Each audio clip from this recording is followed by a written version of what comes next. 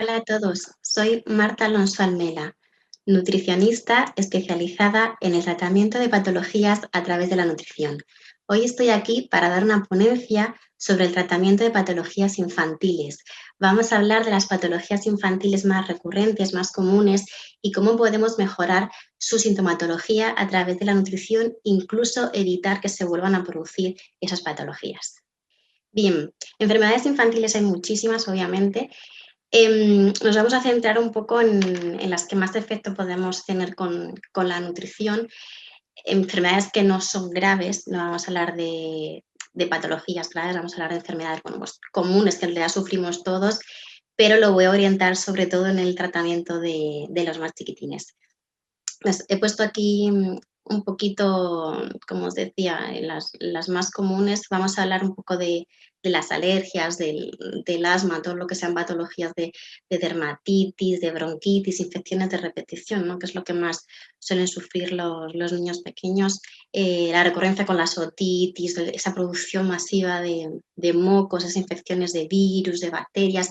Es normal, obviamente, que se pongan malitos, ¿no? De vez en cuando, y cuando son pequeñitos, que al final su sistema inmune está muy inmaduro, se tienen que poner malos, ¿no? Para poder producir anticuerpos ante esos virus, ante esas bacterias y que el sistema inmune vaya madurando durante los primeros 2, 5 años, que es lo que tarda en madurar el sistema inmune de los niños.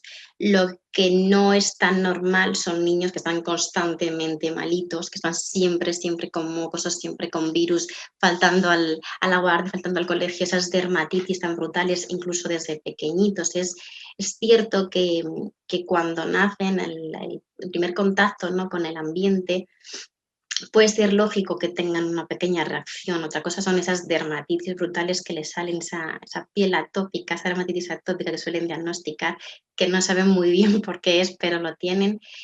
No me preocupa tanto eso, sino incluso niños, ¿no? Un poquito más mayores que siguen con las dermatitis. Yo he tenido, por desgracia, por fortuna, muchos niños en la consulta que vienen con unas dermatitis brutales, muchas veces principalmente en los pliegues, lo tienen los pliegues de los brazos, en las ingles, detrás de las rodillas, pero hay niños que vienen con dermatitis por todo el cuerpo, infecciones de otitis constante, que lo que hacen es tomar antibióticos constante y por tanto van a producir todavía más una alteración de esa microbiota intestinal, que es el principal origen del por qué se producen estas patologías. Si encima estamos con antibióticos constante y no reparamos ese intestino, no volvemos a equilibrar esa microbiota intestinal, vamos a ir produciendo todavía más patologías, ¿no? Entonces, al final se meten en un círculo en el que están con las otitis, con las bronquitis, con esa producción de mocos, con las dermatitis, y todo eso va, con alergias, todo eso va a llevar luego a padecer patologías más importantes o a que se alarguen en el tiempo. Entonces,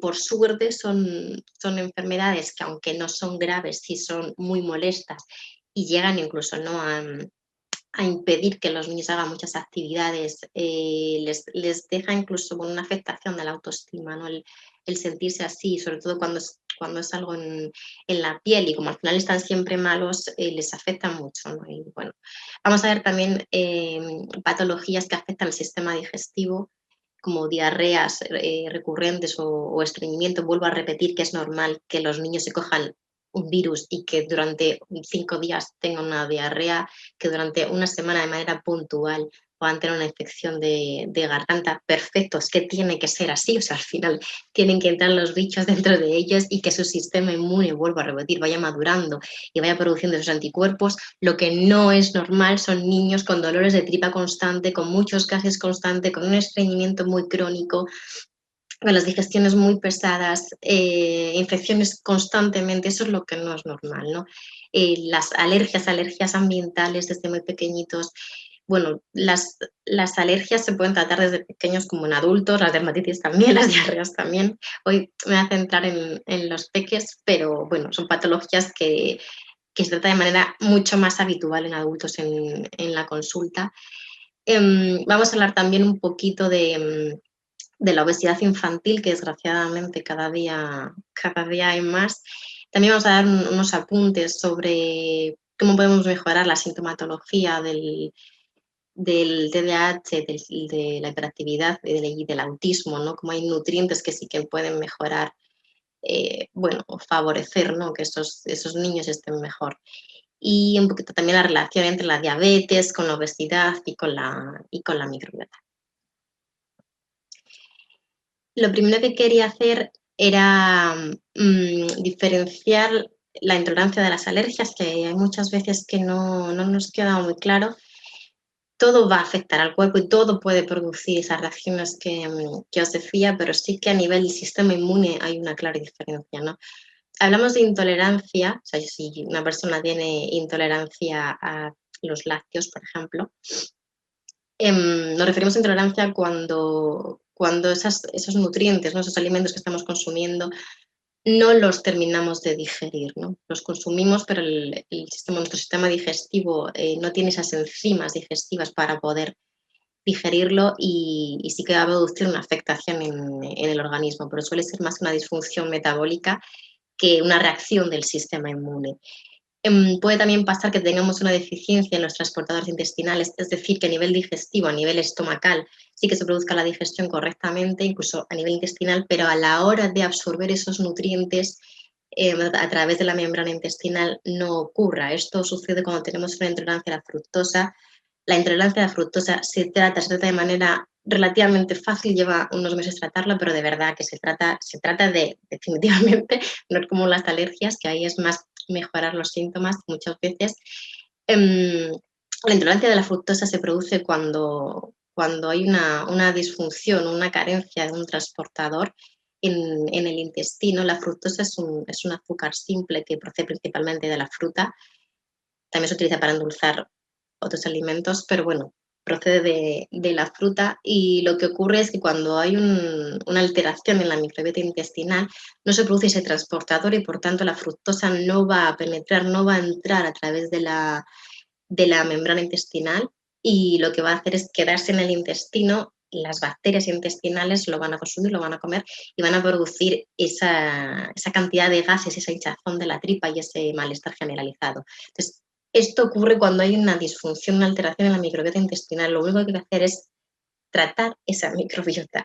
Durante un tiempo sí que hay que poner una dieta bajita en fructosa, mientras se va otra vez regulando la microbiota intestinal, pero de verdad que es que hay muchos pacientes que vienen con intolerancia a la fructosa y lo que les ocurre es que tienen un desajuste en esas bacterias intestinales.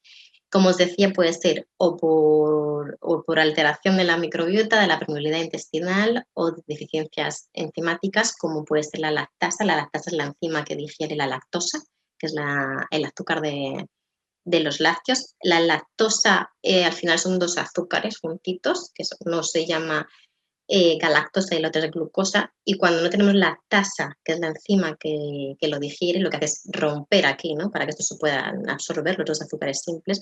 Cuando no tenemos lactasa, no producimos lactasa, al final esto no se digiere, no se separa y por tanto llega entero al intestino y volvemos a tener a las bacterias alimentándose de esos azúcares y por tanto esa producción otra vez, ¿no? de gases y de hinchazón y de inflamación de toda la membrana intestinal. Pues bueno, esto no va a tener tanto una afectación del sistema inmune, va a ser más una afectación sintomática principalmente del digestivo. Sí que es cierto que cuando existe un aumento de esa permeabilidad intestinal, vamos a hablar mucho de esto luego, y esos nutrientes no se digieren correctamente, que pueden entrar a través de esa membrana intestinal y hacer que el sistema inmune ataque. ¿Vale? Pero el origen no es que el sistema inmune esté sufriendo una sobrereacción, sino que el digestivo no está funcionando correctamente.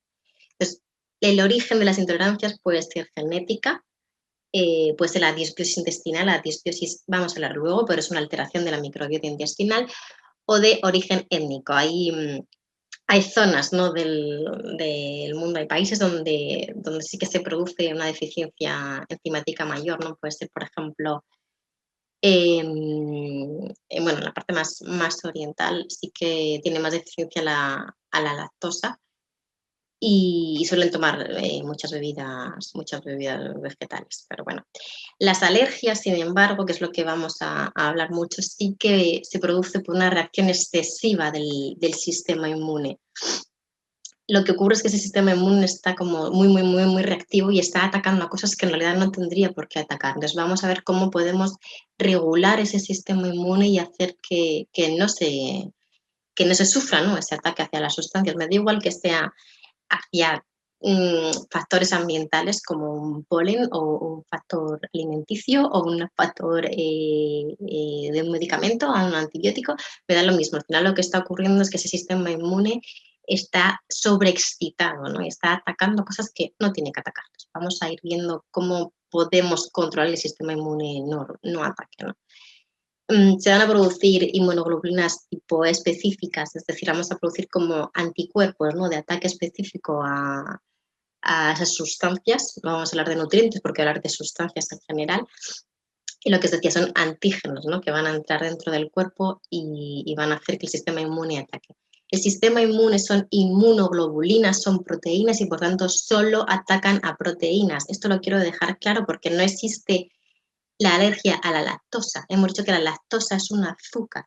El sistema inmune ataca solo a proteínas. Podemos tener una alergia a la leche de vaca, podemos tener una alergia a la proteína del gluten, una alergia a la proteína del pelo de los perros, me da lo mismo, pero son siempre ataques a proteínas, ¿vale? Una alergia a la proteína del huevo siempre va a ser ataque a proteínas, nunca se van a producir alergias al omega 3, alergias a una grasa, eso no existe, ¿vale? No se producen alergias ni hacia azúcares ni hacia grasas, como os decía. Eso son intolerancias. Mi sistema metabólico no produce enzimas digestivas para digerir esas sustancias, pero no es una alergia. La alergia es una reacción del sistema inmune hacia proteínas. Vale, entonces, ¿cuáles son los orígenes de las alergias? Puede ser genética igualmente, puede ser producida en el embarazo con la mami, ahora vamos a hablar después del desajuste, ¿no?, que se produce con el embarazo. Puede ser una alteración también de la microbiota intestinal, lo que está haciendo que el sistema inmune reaccione de más, un aumento de la permeabilidad del intestino, que es donde vamos a tratar con la nutrición, o bueno, una contaminación excesiva. Vale. Bueno, a lo mejor ya suena, y si no vamos a explicarlo mucho y lo vais a ver en las diferentes ponencias, que la mayoría del sistema inmune se encuentra en esa mucosa del intestino, por eso se llama sistema mucoso inmune.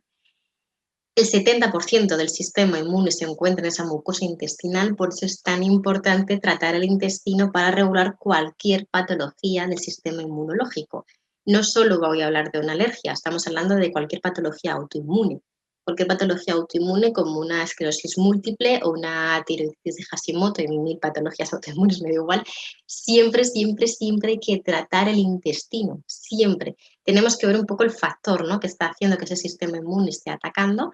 Por ejemplo, en las patologías autoinmunes hay que ver mucho la presencia de virus, porque la presencia de algunos virus como los herpes, los citomegalovirus, el Epstein-Barr, hay virus que van a hacer que ese sistema inmune esté atacando además y produzca una reacción ante nuestras propias células, produciéndose una patología autoinmune. Entonces, siempre hay que tratar el intestino y ver un poco el factor que está haciendo que este sistema inmune esté hiperreactivo. Vale, entonces voy a hablar de manera muy, muy, muy resumida del sistema inmune, las dos partes, digamos, más centrales que hay de linfocitos para que podamos entender el tratamiento que se realiza con la nutrición, ¿vale? Entonces, cuando un agente llega, un antígeno, ¿no?, llega a ese intestino, va a atravesar esa barrera mucosa del intestino y todo el sistema inmune que vamos a tener aquí, todos esos linfocitos, esas células de linfocitos, ¿no?, que vamos a tener, van a atacar a esos antígenos que van a atravesar esas barreras del sistema mucoso inmune. Son esos antígenos los que van a atravesar y esos linfocitos van a producir anticuerpos y sustancias inflamatorias hacia, bueno, hacia esas sustancias, ¿no?, que están entrando a través del intestino. Como os decía, voy a dividir los linfocitos, que son sustancias, ¿no?, son células, no son sustancias, son células del sistema inmune. Voy a dividirlo en tres, hay muchas, muchas células del sistema inmune, pero para hacer un poco esquema, porque si no me podría tirar toda la ponencia hablando de esto, para poder entender luego los tratamientos.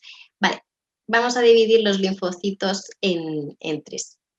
Por una parte tenemos los linfocitos Th1, ¿vale? Vamos a poner los tipo 1, van a atacar a sustancias que se van a poder reproducir dentro de nosotros. ¿A qué llamamos con esas sustancias, esos seres vivos, ¿no? Pues son virus, bacterias y algunos protozoos, ¿vale? Entonces los Th1 van a atacar a seres vivos, es decir, que se van a reproducir o se van a poder reproducir de manera intracelular dentro de nuestras células, como son los virus, las bacterias o algunos protozoos, ¿vale? Entonces nos atacan, nosotros cogemos una gripe, el sistema inmune tiene que reaccionar, obviamente, de manera normal, y va a producir unas sustancias inflamatorias para que bueno, ese ataque hacia el virus se produzca y ya está, y nos curemos. O sea, son ataques normales que se tienen que producir, ¿vale? Por otra parte, tenemos los linfocitos Th2, que lo que van a hacer es atacar bueno, a otras sustancias que no se van a reproducir dentro de nosotros. Sí que podemos tener algunos elementos, pero la mayoría de los ataques van a ser pues hacia alimentos, hacia, como decía, sustancias ambientales, hacia medicinas, hacia, yo qué sé, cualquier sustancia, cosas de las cremas, cualquier sustancia que nos podamos alimentar o consumir. No van a ser los virus, las bacterias que hablábamos antes, ¿vale? Entonces, TH1, virus, bacterias, algunos protozoos, y TH2, vamos a decirlo, todo lo demás.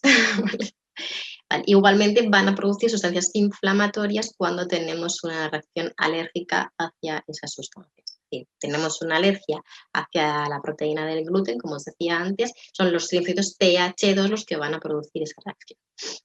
Y luego tenemos los linfocitos T reguladores que, bueno, un poco son los que van a equilibrar, ¿no? Los que van a equilibrar esa respuesta inmunitaria. Bien. ¿Cuál es el problema? Porque todo eso está fenomenal, esto es nuestro sistema inmune y el problema es cuando no funciona bien, ¿vale? Entonces, cuando eso funciona bien, pues es lo que os decía, tú te coges una gripe, un virus, el que sea, los TH1 van a subir, van a intentar regular, ¿no?, el ataque de ese virus, tendrás tus síntomas durante los días que el sistema inmune esté atacando y luego el virus se queda latente, ¿vale? No va a estar activo y se te pasan los síntomas. Lo mismo, viene el polen, viene la primavera, todos tenemos contacto con el polen. Bueno, pues puedes tener así un poco de reacción, pero lo normal es que no tenga ninguna reacción, ¿no? Yo no soy alérgica a nada, por suerte. Entonces, a mí me entra el polen y a lo mejor, pues eso, te molesta un poco, ¿no? Pero no me va a dar una reacción, no me voy a poner a estornudar, ni si me van a inflamar los bronquios, ni a congestionar, ¿vale? Entonces, lo normal es que ataquen, bajen, ataquen, bajen. El problema es cuando alguno de los dos tipos, el TH1 o el TH2, se queda muy, muy, muy activo y está todo el rato atacando, ¿vale? Es decir, si el TH1 se queda activo, va a estar atacando, hemos dicho, a células, ¿vale? O lo que está dentro de la célula, intracelular. Entonces va a estar atacando a todos los virus, a todas las bacterias y es cuando se producen las patologías autoinmunes, ¿vale? Cuando tenemos una patología autoinmune, los tipo TH1 van a estar elevados. Sin embargo, si es el TH2 el que se queda elevado, se queda sobreexcitado, es cuando se van a producir las alergias, ¿vale? Las alergias, las dermatitis, todo el asma que decíamos, los mocos, todo eso es el TH2, TH2, TH2, TH2, ¿vale? Entonces, ¿qué tenemos que hacer? Modular esto, ¿vale? Volver a regular. Bien. Vamos a hablar mucho de la microbiota, de las bacterias que tenemos en el intestino. Entonces, cuando se produce este desajuste, ¿no?, en estas bacterias es cuando vamos a tener una alteración, como os decía, en este sistema mucoso inmune del intestino. Estas células se van a separar, las del intestino, vamos a aumentar esa permeabilidad, es decir, ese intestino se va como a abrir de más, en vez de tener sus vellosidades por donde entran los nutrientes, se separan los enterocitos, que se llaman estas células, se van a separar y todo va a entrar para adentro, ¿vale? Todos los antígenos, todas esas bacterias, esos residuos del metabolismo, de la digestión, todo va a entrar para adentro. Y este sistema inmune que vamos a tener aquí, lo que va a hacer el pobre mío es estar atacando, ¿vale? Entonces, ¿por qué se puede producir esa alteración de la microbiota? Esto me lo preguntáis mucho, ¿no? Cuando venís a consulta, ¿por qué me ha pasado esto? ¿Cuáles son los factores que hacen que esas bacterias intestinales se alteren? Bueno, vamos a ir hacia atrás, hacia los orígenes. Yo cuando venís a la consulta siempre os pregunto cómo ha sido vuestro nacimiento, ¿no? De primeras, cómo ha sido el embarazo, cómo estaba la madre, si lo sabéis, es una información muy importante. todo el embarazo, cómo ha sido el parto, si ha sido una cesárea, si ha sido un parto vaginal natural, si nos han tenido que poner antibiótico, si la mami tiene alergia, si tiene alguna intolerancia, si tiene cándidas, luego hablaremos de las cándidas, si el parto ha sido prematuro o no, si ha habido lactancia materna, ¿no? Eso es muy, muy, muy importante. Em, bueno, también dependemos mucho de si hemos estado tomando antibióticos, ya no solo la madre, hablo de nosotros desde pequeñitos durante toda la vida. Al final los antibióticos lo que hacen es eliminar esas bacterias, pero es que eliminan todas las bacterias, las buenas y las malas. Pues ahí está el problema, ¿no? Cuando tomamos mucho, mucho antibiótico, es lo que se hablaba antes con las otitis o cualquier infección.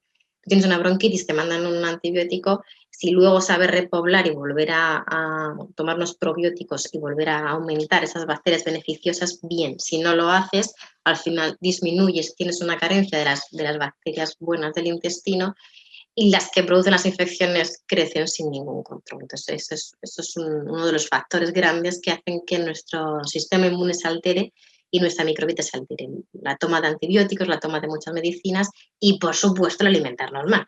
Cuanto más productos industriales modificados llenos de aditivos, de azúcares, de sustancias inflamatorias, más vamos a hacer que esas bacterias intestinales se alteren. Es lo que os decía. Cuando hay una alteración de esas bacterias, el sistema inmune se va a alterar y por tanto vamos a tener una reacción exagerada de esos TH1 o TH2, ¿acordaos? Y se van a producir las infecciones constantes, la dermatitis, dolores de cabeza, molestias del digestivo, etcétera, etcétera, etcétera. Vale, esto ya lo explicaba, así que no me voy a volver a entretener. Se produce una alergia cuando hay un exceso de activación del TH2, ¿vale? Tenemos una hipersensibilidad y nuestro sistema inmune va a estar atacando todo el rato cuando no debería ser así. Va a estar produciendo inmunoglobulinas IgE, que es lo que en las pruebas de las alergias es lo que nos miden, ¿no? Si tenemos IgE activas hacia la sustancia que nos estén midiendo en la alergia. ¿Vale? Entonces, lo suyo es que no ocurran eso, sino que estén reguladas el TH1 y el TH2 y que predominen las células T reguladoras para que no se produzca ninguna activación de los otros dos tipos. Vale, quería en el esquemita este que he puesto del sistema inmune con el antígeno que entra, se produce el ataque del TH2, la producción de inmunoglobulinas específicas y tenemos una reacción alérgica, se van a producir muchos mediadores inflamatorios, entre ellos la histamina, de ahí los antihistamínicos, ¿vale? Seguro que los que tenéis alergias os suenan mucho los antihistamínicos.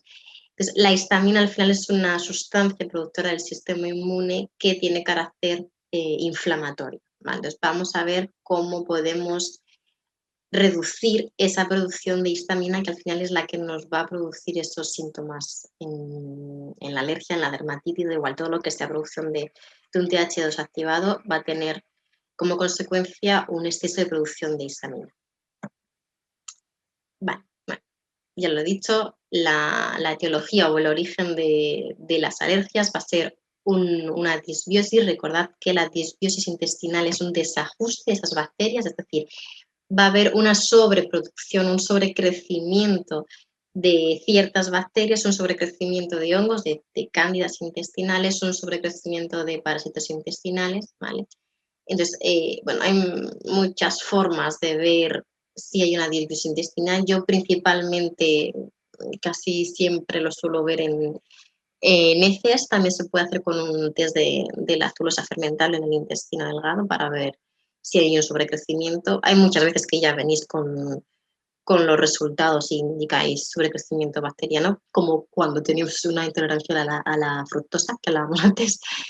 Pero bueno, es que aunque no se haga el test, simplemente con la sintomatología ya sabemos si hay un desajuste, ¿no? en esa microbiota. Entonces, hay muchas veces que ni siquiera pido los test porque ya sé lo que hay.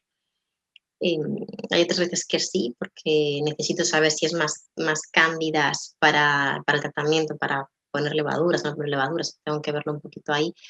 O sobre todo, ver qué tipo de bacteria ha sobrecrecido y lo más importante, ver la deficiencia de bacterias que tenemos para luego poder poner los probióticos.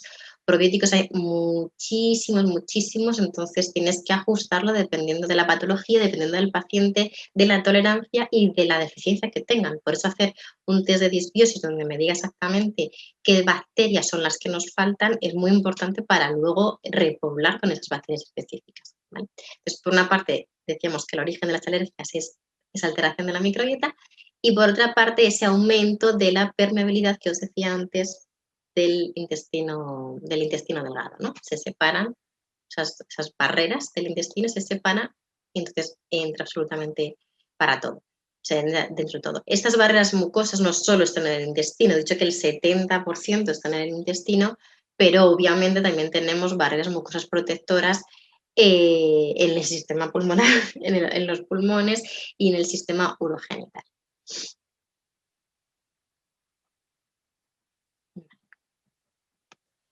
El embarazo, como os decía, también es una de las causas de las alergias, la exposición durante alérgenos en el embarazo, el tipo de dieta que se lleva en el embarazo. Si la madre ya tiene una disbiosis, que suele ser algo muy, muy, muy frecuente, que ya las mamis tengan un desajuste de esas bacterias, ¿no? Y por tanto, ya las van a adquirir durante el embarazo, pero es que encima en el parto igual, ¿no? Es fenomenal por una parte que sea el parto natural, porque adquiere, ¿no? Esas bacterias de esa mucosa vaginal de la mami, pero si resulta que la mami ya tiene una disbiosis, tiene un sobrecrecimiento de cándidas en la vagina, es que se las comen directamente los bebés. Por eso es tan importante tratar el intestino y tratar la microbiota antes de quedarnos embarazadas y también durante el embarazo, ¿no? Pero antes de dar a luz es muy importante tratarnos esa microbiota. Yo me acuerdo un caso de una niña que vino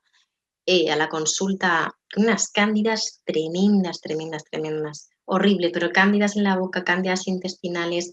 Las cándidas no solo están en la vagina, muchas veces, de hecho, a mí me ha pasado tener una candidiasis, un sobrecrecimiento de cándidas y no las tenía vaginales, no tenía ni un solo síntoma vaginal, el T salía negativo, están en el intestino, ¿no? El sobrecrecimiento, de hecho, es de donde proceden la mayoría de las cándidas de ese intestino, por eso sale muchas veces también en la boca. Recordar que la mucosa empieza en la boca y acaba en el ano, por eso soy tan pesada a la hora de preguntaros por cómo están vuestras heces. No me voy a meter hoy aquí a hablar de las heces, pero es muy importante observar las heces.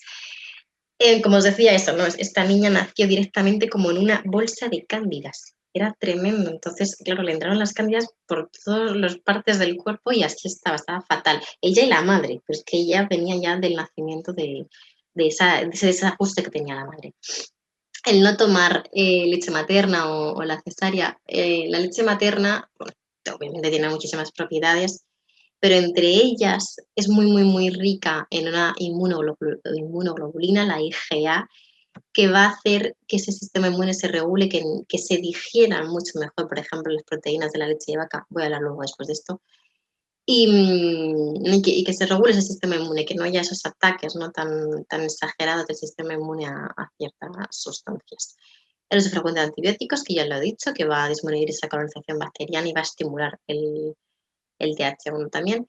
Predisposición genética, obviamente la genética está ahí, es la que hay, es con la que nacemos y punto. Es cierto que existe lo que llamamos la epigenética, que es la expresión de esos genes dependiendo un poco del estilo de vida que llevemos. Por eso nosotros nacemos con unos genes que se expresen o no depende de la vida que llevemos, ¿vale? Pues, ahí también podemos echar un poquito de mano.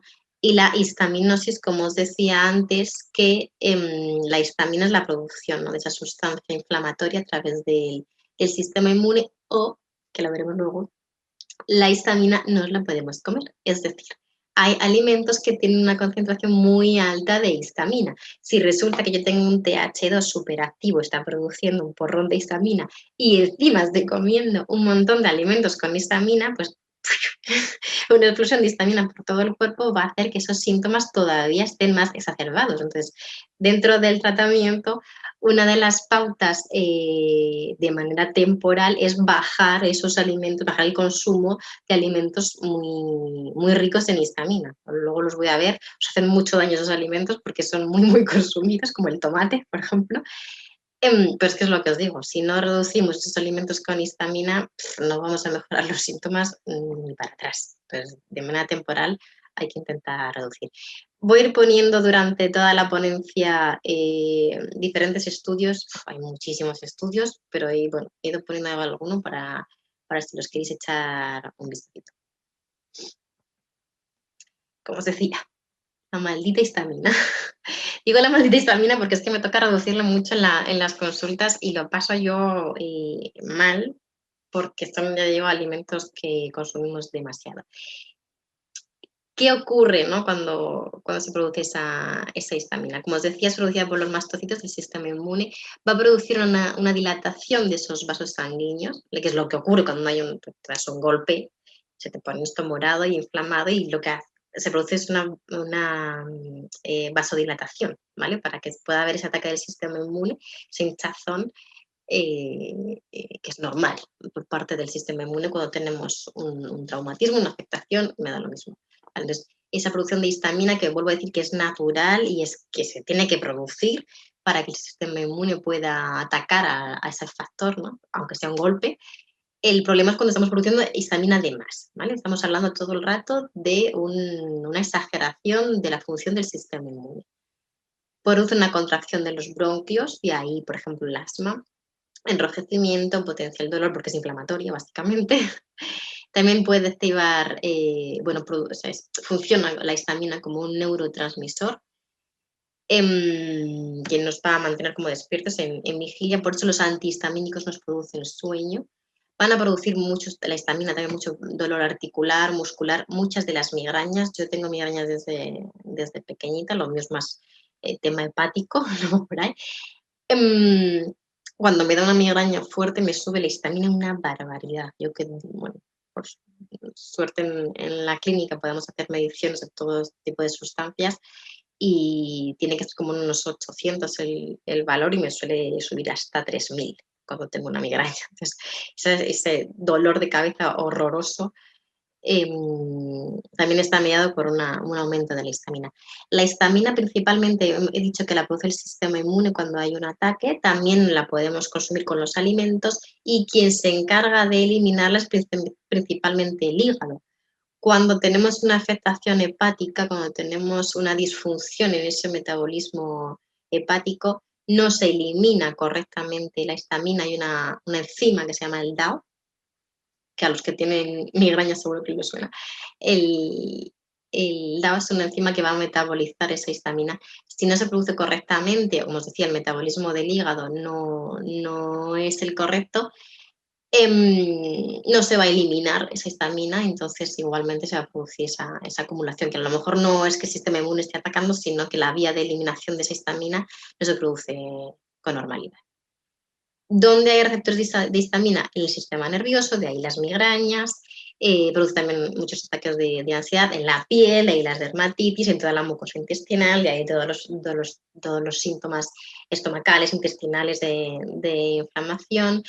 Obviamente, en todo el sistema respiratorio, todo lo que sea asma, bronquitis, alergia, histamina alta, histamina alta, histamina alta. Bueno, hay muchos órganos donde se va a producir, en el sistema reproductor, hay muchos órganos donde se va a producir la histamina. Vale. Bueno, esto es un poco también el sistema mucoso inmune de las vías respiratorias, que es un poco lo mismo, no solo está en el intestino, como os decía, hay sistema inmune en el sistema urogenital y en el sistema respiratorio, ¿vale? Pero la reacción es exactamente la misma. Al final, los eosinófilos, que son los que suelen salir altos en las analíticas, suelen salir altos cuando tenemos una reacción alérgica.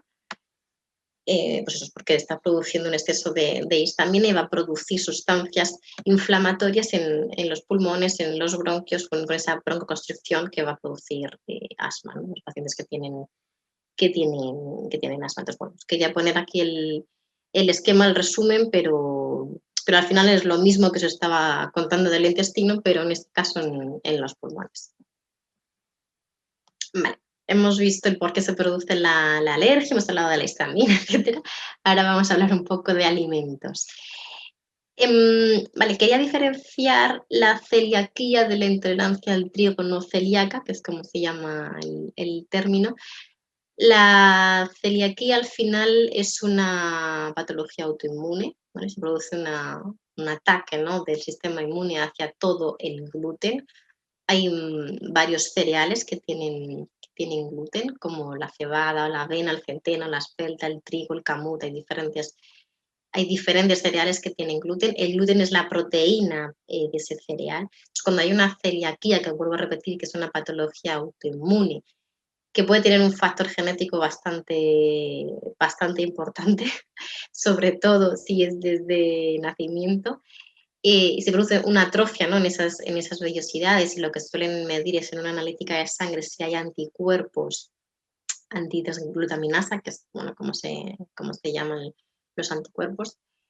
Y también nos suelen hacer una colonoscopia para ver cómo están las vellosidades. Lo suyo es que se hagan las dos pruebas, ¿eh?, porque muchas veces que no salen los anticuerpos activos a nivel sanguíneo, y cuando hacen la colonoscopia y toman una muestra, ¿no?, de esa vellosidad, sí que ven esa atrofia. Igualmente es una celiaquía. No me voy a meter mucho en la celiaquía, pero hay muchos, muchos, muchos celíacos sin diagnosticar, muchos celíacos sin diagnosticar.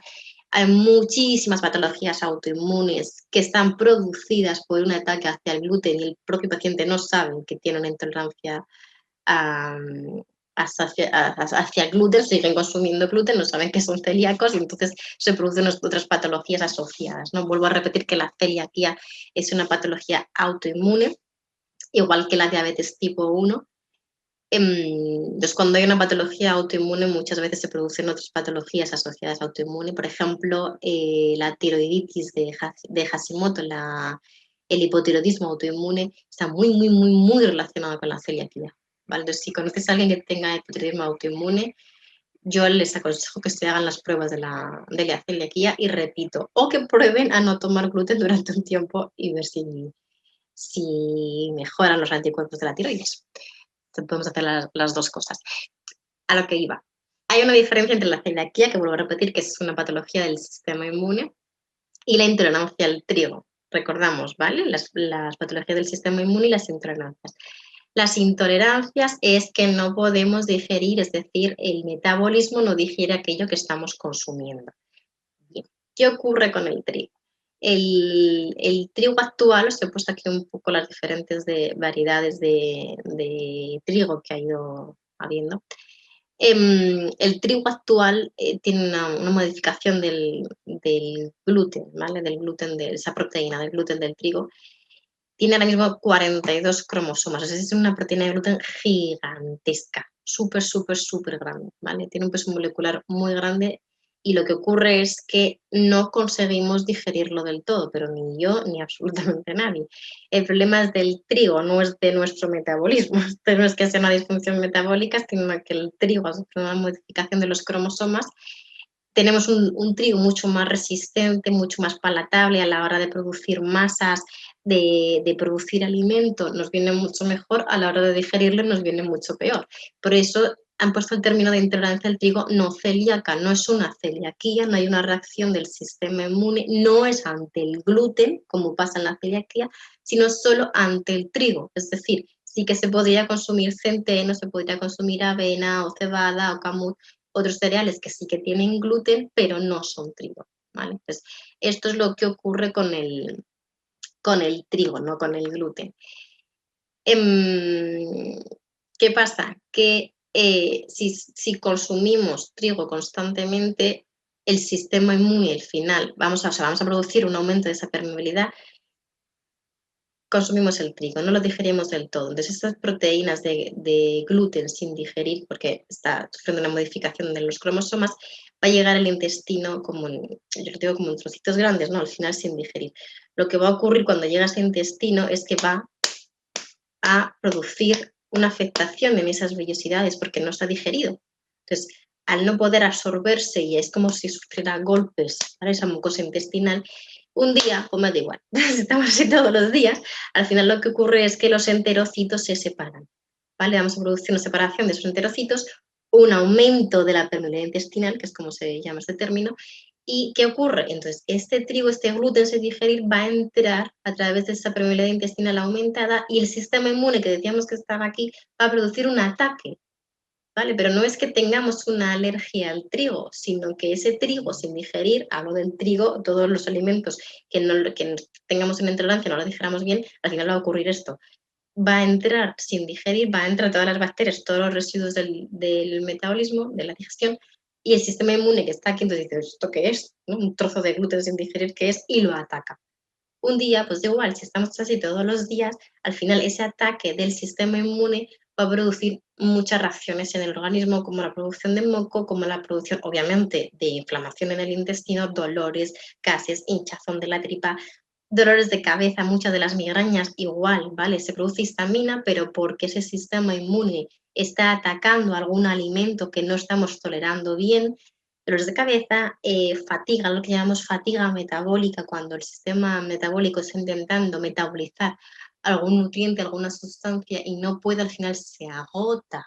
De ahí lo de fatiga metabólica. Entonces nos produce ese cansancio tan exagerado. Dolores articulares, afectación de la tiroides que os decía antes, con el gluten, ¿vale? Bueno, son como dolores muy repartidos por el organismo por esta intolerancia al trigo. Decía antes que hay una diferencia con la celiaquía, que es una patología autoinmune, que hay una deficiencia de IgA, la mucosa va a estar muy permeable, vamos a tener un intestino inmaduro, no es maduro, es inmaduro o mal formado en la celiaquía. Aquí vemos, ¿no? La gliadina es una de las proteínas del gluten, estos son los enterocitos, las células del intestino. Entonces vamos a ver cómo atraviesa esa barrera y se va a producir, ¿no? esos anticuerpos, antigliadina, antiglutaminasa, que es lo que nos miden, antiendomesio, que es lo que nos miden en la sangre, en las analíticas para ver si somos celíacos o no. Entonces, aquí es cuando hay una reacción del sistema inmune ante el gluten que no tiene nada que ver con la intolerancia al trigo que os acababa de comentar, ¿vale?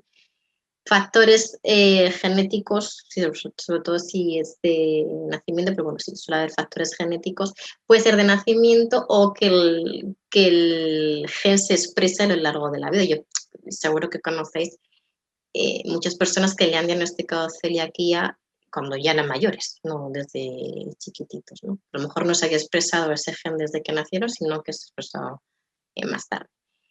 Vale. ¿Qué podemos hacer para mejorar esos síntomas? Aparte, obviamente, de retirar el gluten.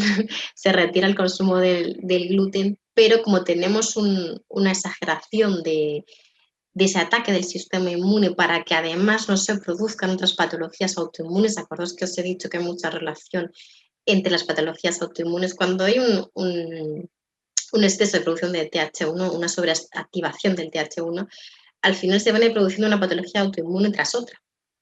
¿Vale? Entonces, podemos empezar con un Raynaud y luego una tiroiditis y luego un lupus, una celiaquía, hasta el final. Entonces, lo que tenemos que intentar es modular ese sistema inmune, que deje de estar activo para que deje de estar atacando a nuestras células. Entonces, hay nutrientes como el omega 3 o la vitamina D que son inmunomoduladores, es decir, van a hacer que este sistema inmune baje un poquito en este caso y no esté atacando a nuestras células. Hay que tratar esa permeabilidad intestinal, es decir, hacer que otra vez los enterocitos se vuelvan a unir, esas uniones, ¿vale? Hay un aminoácido que se llama L-glutamina que actúa ahí, ¿no? En esas mucosas y en esas uniones entre las células del intestino, que es lo que se suele suplementar cuando hay un aumento de esa permeabilidad intestinal, suelen suplementar incluso a los niños, se les suele suplementar. En los niños lo hay en polvito, lo hay en jarabe y además suelen estar más o menos buenos.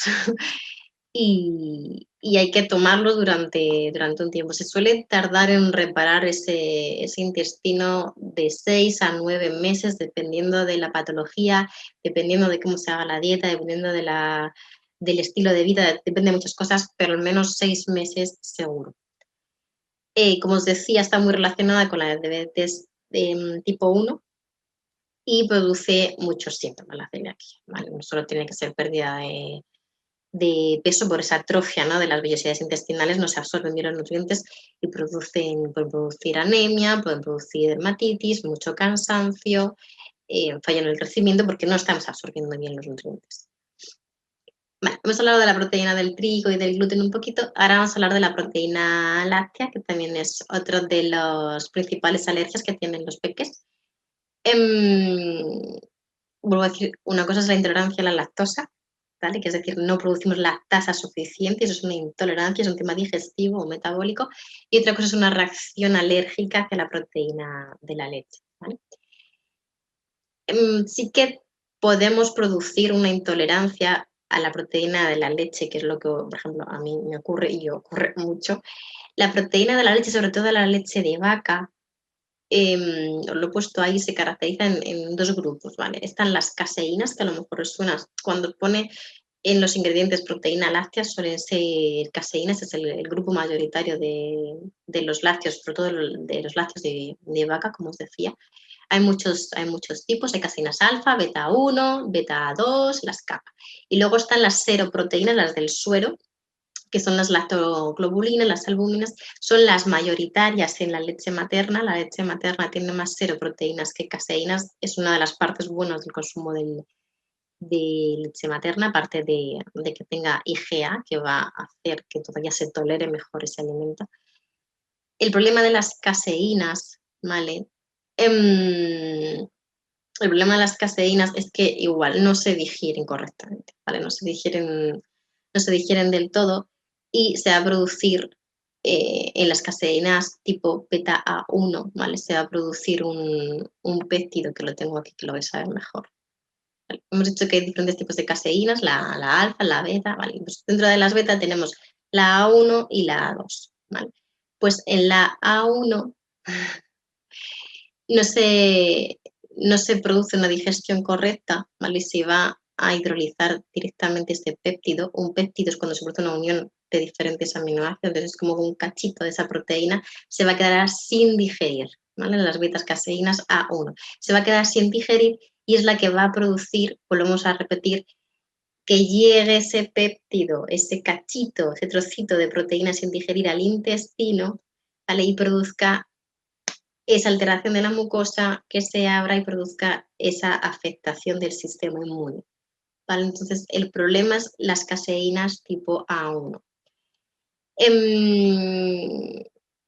Sí que hay ahora, sí que están haciendo muchos test cromosómicos para ver en las vacas sobre todo, ¿no? Que si tienen más beta-caseína A2 que beta-caseína A1 los lácteos, pero bueno, la mayoría de los lácteos de vaca tienen mucha beta-caseína A1, que es la que nos produce esa sintomatología o esa reacción o esa intolerancia, esa reacción del sistema inmune o esa alergia. Entonces suelen producir muchos síntomas digestivos, síntomas del sistema inmune, pero eso, porque ataca, ¿no?, ese péptido que va a entrar. Las caseínas neutralizan la acidez gástrica, que hay gente que muy bien porque tiene acidez y entonces se toma un vasito de leche y dice, no, si es que a mí en la leche me sienta fenomenal. Cuando venís a la consulta por temas digestivos y uno de los síntomas que tenéis es acidez y yo os digo, te voy a retirar los lácteos porque necesito tratar ese digestivo, necesito desinflamarte y me decís, no, no, no, no, porque es que el vaso de leche me calma mucho la acidez del estómago. O sea, hace un flaco favor, ¿vale? Las caseínas, como os decía, neutralizan esa acidez gástrica, entonces a nivel sintomático para vosotros, pues está fenomenal. El problema es que el estómago tiene que estar ácido, el pH del estómago tiene que estar entre más o menos un 2,5, ¿vale? Que es un pH ácido. El estómago tiene que estar ácido para poder digerir, para que se produzcan esos ácidos gástricos. Si bajamos la acidez, es decir, producimos una neutralización de ese pH, vamos a todavía más afectar esa digestión del estómago. Entonces, es como la toma de antiácidos, pues es un flaco favor, ¿vale? Porque vamos a afectar, ¿no?, esa acidez del estómago, entonces no digerimos. Vamos a notar una mejoría en el estómago, en esos síntomas, ese reflujo, ¿no? O esa acidez, el problema es que no estamos digiriendo correctamente y el que sufre luego es el intestino. O sea, pasan todas las sustancias sin digerir hacia el intestino, entonces se va a afectar esa mucosa intestinal, se va a producir esa reacción del sistema inmune, esa sintomatología intestinal, esa inflamación, y en realidad no estamos curando o tratando el origen del por qué tienes esa acidez. O sea, el tratamiento no es bajarte esa acidez del estómago, es ver por qué estás produciendo mucha acidez en el estómago. A lo mejor tienes un crecimiento de la Helicobacter, de la bacteria del estómago, y no lo sabes, tienes una afectación en esa mucosa, estás produciendo un desajuste en esos ácidos, tienes una hernia de hiato y lo que hay que tratar es la hernia de hiato, pero no es poner antiácidos o tomarme vasos de leches constantemente para bajar la acidez del estómago.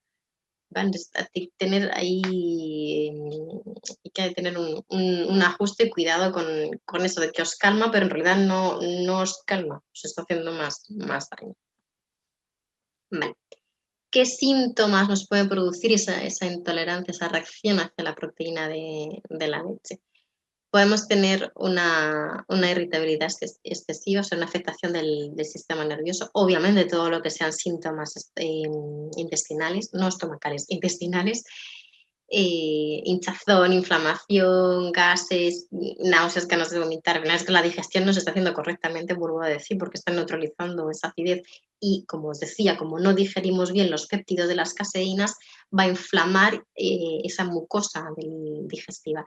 Puede producir diarreas, hay algunos que les produce estreñimiento, pero por lo general suele producir más diarreas, es como dar calambritos, ¿no? En el intestino y esa producción de heces malolientes, de gases malolientes, de diarreas, de heces malformadas o, a la contra, mucho estreñimiento.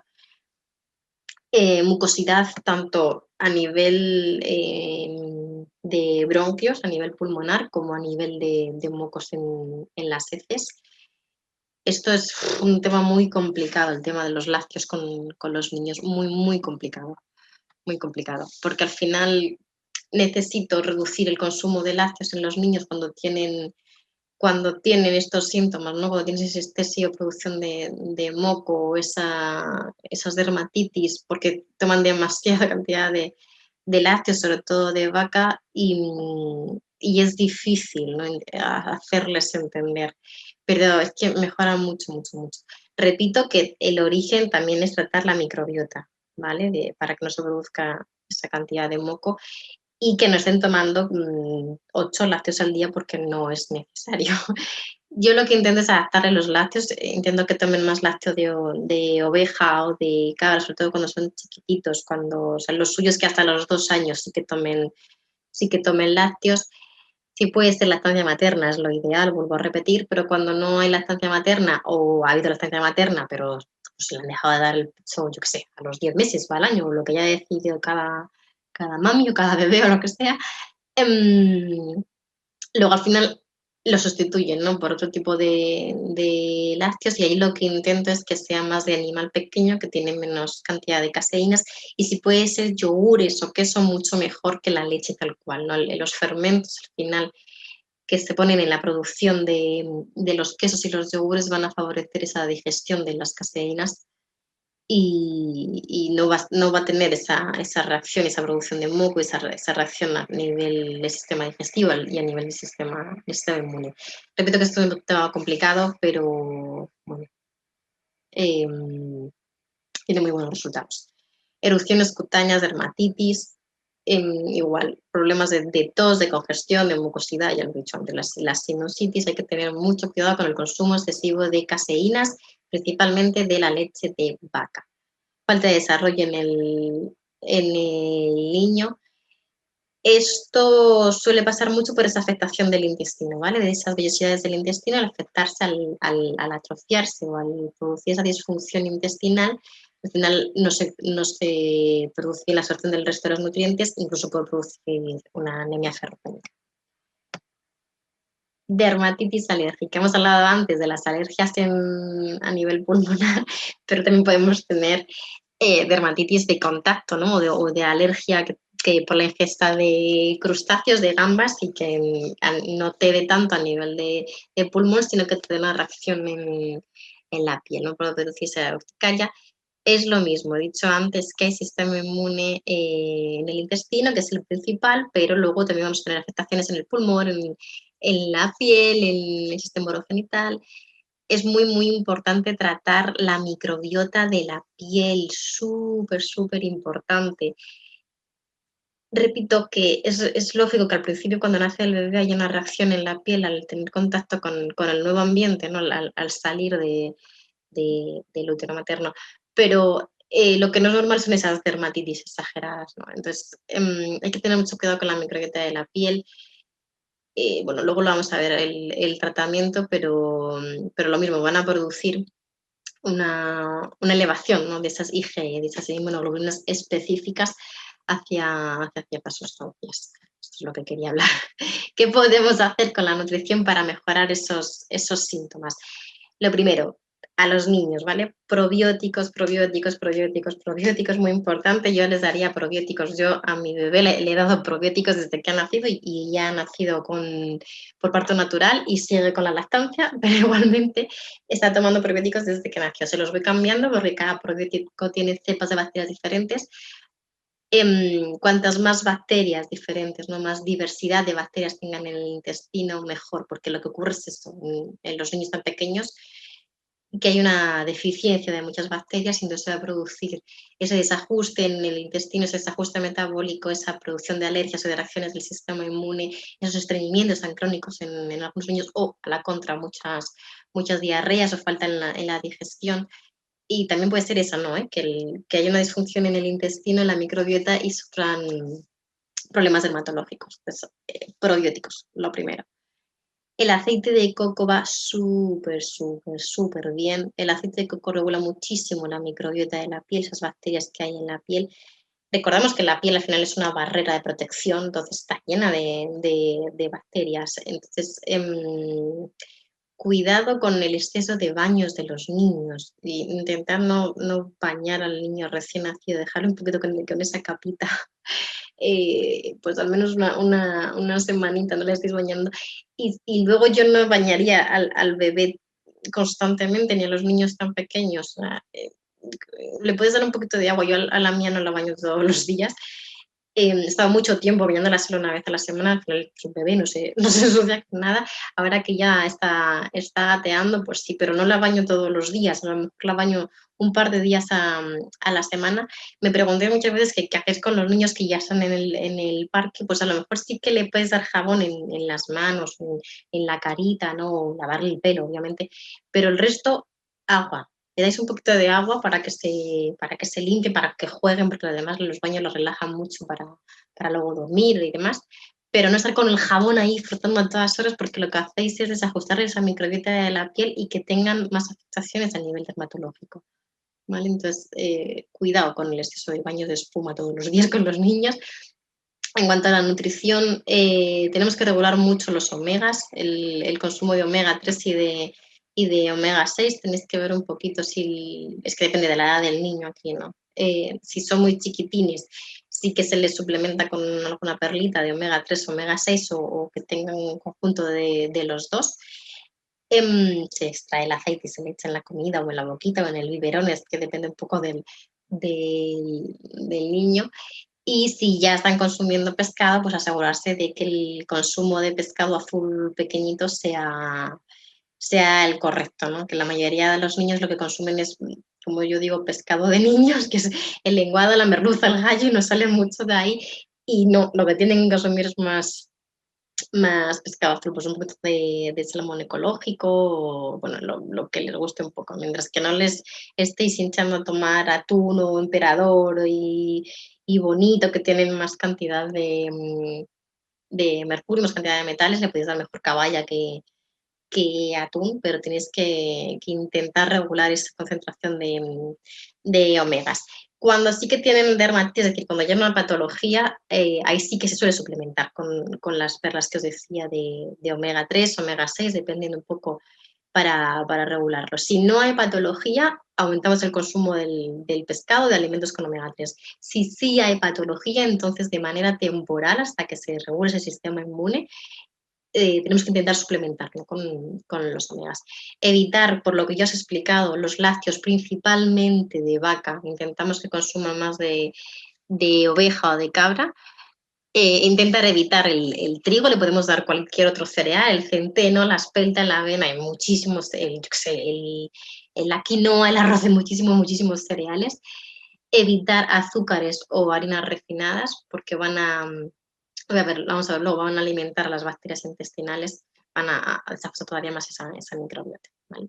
Si esa dermatitis se localiza principalmente en los pliegues, como os decía antes, ¿no? En los pliegues de los brazos, detrás de las rodillitas, en las ingles, suele haber, además de una deficiencia de las bacterias beneficiosas que os decía antes, suele haber un sobrecrecimiento bacteriano y fúngico y de cándidas.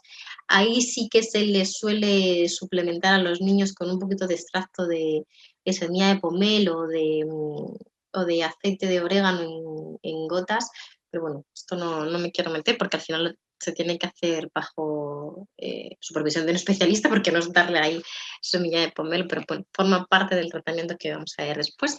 Y el ericium es un hongo medicinal, ¿vale? Que bueno, es parte de los betacarotenos de los betaglucanos, perdón, del ericio, son los que hacen que ese intestino se vuelva a unir y mejorar esa permeabilidad del intestino.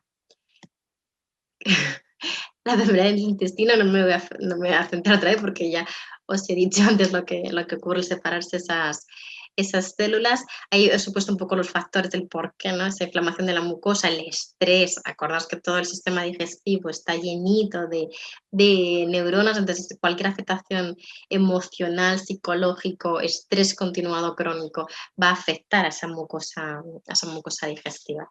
Medicamentos, toda la alimentación inadecuada, ese desajuste de las bacterias va a hacer que esa permeabilidad se aumente. Y hay diferentes test para ver el aumento de esa permeabilidad intestinal. Ya digo que yo hay muchas veces que los test no me hacen falta porque los síntomas ya me están diciendo que hay una afectación del intestino, pero sí que hay test que se pueden hacer, pues si uno se está seguro, se puede, se pueden hacer test que sí que te indican si hay un aumento, ¿no? de esa permeabilidad. Infecciones de repetición. ¿Por qué se van a producir esas bronquitis, esas otitis continuas, ¿no? Esas laringitis todo el rato, las itis, es inflamación? ¿Por qué se producen continuamente esas infecciones? Os decía antes, hay un desajuste entre el TH1 y el TH2. Lo que ocurre en este caso es que hay un exceso de TH2. Acordaos que el TH2 es el que produce la histamina, lo de las alergias, los mocos, el asma, etcétera, etcétera, etcétera. Y por tanto una reducción del TH1, que es el que ataca los virus y las bacterias. Entonces, si hay un desajuste, el TH1 está bajito y el TH2 está alto, está exagerado ese ataque, vamos a producir mucho más moco, mucho más histamina y no vamos a atacar a los virus y a las bacterias, por lo tanto van a estar continuamente malos. ¿Vale? Van a entrar esos virus, pero como su sistema inmune, lo que decimos, también tienen las defensas bajas, en este caso tienen el TH1, no van a estar atacando correctamente a los virus y las bacterias, se van a estar reproduciendo a sus anchas, y encima el TH2 que está alterado va a estar produciendo un moco e histamina constantemente. Acordaos que la histamina inflama los bronquios, los contrae, produce mucho más moco, si hay afectación dermatológica, moco por todas partes, entonces es TH1 bajo, TH2 alto. Ocurre que esto se produce desde el nacimiento porque cuando nos quedamos embarazadas tiene que ocurrir esto, es decir, durante el embarazo el TH2 sube para que el sistema inmune no ataque al bebé. Al final el bebé es un ser extraño que está creciendo dentro de nosotras, que tiene parte nuestra, pero tiene otra parte que no es nuestra. Vale, entonces, para que el TH1 no esté produciendo ese ataque hacia el embrión y hacia el feto, el sistema inmune hace esto, baja el TH1 y se eleva el TH2. Esto tiene que ocurrir de manera natural para que el embarazo siga su curso y no se produzca un aborto. ¿Vale? ¿Qué ocurre? Si cuando nace el bebé nace con el TH2 alto, incluso la mami se queda con el TH2 alto y no se va produciendo ese ajuste, principalmente por lo que os he dicho antes, por cesárea, por parto prematuro, por falta de leche de lactancia materna, por un desajuste en la microbiota, etcétera, etcétera, se queda así. El TH2 elevado, el TH1 bajo, entonces todo el rato se ponen malos, ¿vale? tenemos que ajustar aquí. Muy, muy importante. Os decía, una disbiosis intestinal, es decir, un desajuste en esas bacterias, un aumento de ese intestino, por tanto está entrando todo el sistema inmune, sigue atacando a todas esas sustancias que consumimos, y luego hay que aumentar ciertos nutrientes como el zinc o el cobre, lo vamos a ver después dónde nos encontramos, el hierro o los ácidos grasos poliinsaturados que os decía antes, el omega 3 o el omega 6, dependiendo un poco de la patología y del caso. Diarreas y estreñimiento. Esto es lo relativamente más fácil de tratar, porque al final tenemos que intentar evitar o reducir todo lo que se pueda el consumo de trigo, vuelvo a decir trigo, que no gluten, a no ser que sospechemos de una celiaquía, pero si no, en principio es el trigo. Acordaos que la proteína del trigo ha sufrido una modificación de los cromosomas, ¿vale? Entonces no la digerimos correctamente. Lo mismo ocurría con las caseínas de los lácteos. Tenemos que intentar reducir el consumo o que reduzcan los niños el consumo de azúcares y de harinas refinadas hasta que mejoren los síntomas, y luego vamos a ir introduciendo poquito a poco. Bueno, los azúcares y las harinas refinadas no deberíamos introducirlos, pero tenemos que ponerles prebióticos y probióticos. Aquí tendría que poner probióticos específicos. Lo que os decía antes, tenemos que ver un poco qué desajuste, por eso lo del test de la disbiosis, cuál es la deficiencia de las bacterias que tienen para repoblarles con las bacterias específicas que les faltan a cada uno, y el ericium, como os decía, o la glutamina que os decía antes, para reparar el intestino. Dependiendo de si es un estreñimiento o una diarrea, también tenemos ayuditas que podemos utilizar. Si es más estreñimiento, tenemos el psyllium o la avena cocida, que va a ayudar ese tipo de fibra, o el psyllium hidratado. Hay que ver el tipo de estreñimiento que es, porque estreñimientos hay muchos. Podemos tener estreñimiento de que no hay movimiento intestinal, o si hay mucha sequedad de la mucosa. Es que tenemos que ver, porque si hay falta de magnesio, hay que ver el tipo de estreñimiento que es. Porque a veces sí que tienen ganas, sí que tienen movimiento, pero no consiguen defecar, no consiguen expulsar. Hay veces que el bolo fecal es súper grande o está súper seco, entonces tenemos que ver el porqué del estreñimiento. El lino y la chía hidratadas, que cuando son bebés, no, cuando son ya más mayorcitos que puedan tomar este tipo de alimentos, ese mucílago que sale del lino y la chía, ese gelecito que se produce, va a ayudar a hidratar esas mucosas, a que las heces se expulsen correctamente. Es contraproducente tomar lino y chía en seco, o mucha fibra en seco cuando hay mucho estreñimiento. Cuidado con esto, cuidado con el consumo de mucha fibra cuando hay estreñimiento. Si encima hay una disfunción del intestino o no conseguimos expulsar correctamente las heces y estamos consumiendo un montón de fibra en seco, secamos, o sea, están las heces secas y aumentamos el consumo de fibra, ¿vale? Vamos a aumentar el tamaño de ese bolo fecal y no va a salir. Pues tenéis que tener cuidado, ¿vale? Las personas que tengáis estreñimiento, con el consumo de lino o chía. Yo, por ejemplo, en mi caso, que nunca he tenido estreñimiento, sí que puedo tomar lino o chía molido para que se pueda absorber bien, porque si no sale igual que el sésamo, sale tal cual entra. De las semillas, intentar molerlas o triturarlas un poquito para que las podamos absorber, ¿vale? Pero si hay estreñimiento hay que tratarlas siempre. El aloe vera lo mismo, aparte de que nos ayuda a regenerar esa mucosa intestinal, nos va a ayudar a hidratar, a lubricar, ¿no? el colon, para ayudar a la expulsión de las heces. Y el aguacate va fenomenal, fenomenal, incluso para los bebés cuando ya puedan empezar a consumir, pues eso, a partir de los 5 meses o así, que puedan empezar a consumir frutita y verduras. Las espinacas se introducen más tarde, pero por los nitritos, pero los aguacates sí que se pueden empezar desde el principio. Si hay diarrea, el kuzu y el limón también les va a venir, aparte de esto que he dicho desde el principio. O sea, el tratamiento principal es lo del trigo, los lácteos, los probióticos, el ericium, pero el kuzu y el limón sí que os va a ayudar a, a controlar un poquito la diarrea. Obesidad infantil y diabetes. Vale, esto lo vamos a meter dentro de un síndrome que se llama síndrome metabólico. El síndrome metabólico cursa con diferentes síntomas. Suele cursar con obesidad o sobre todo grasa localizada en la parte abdominal, grasa abdominal.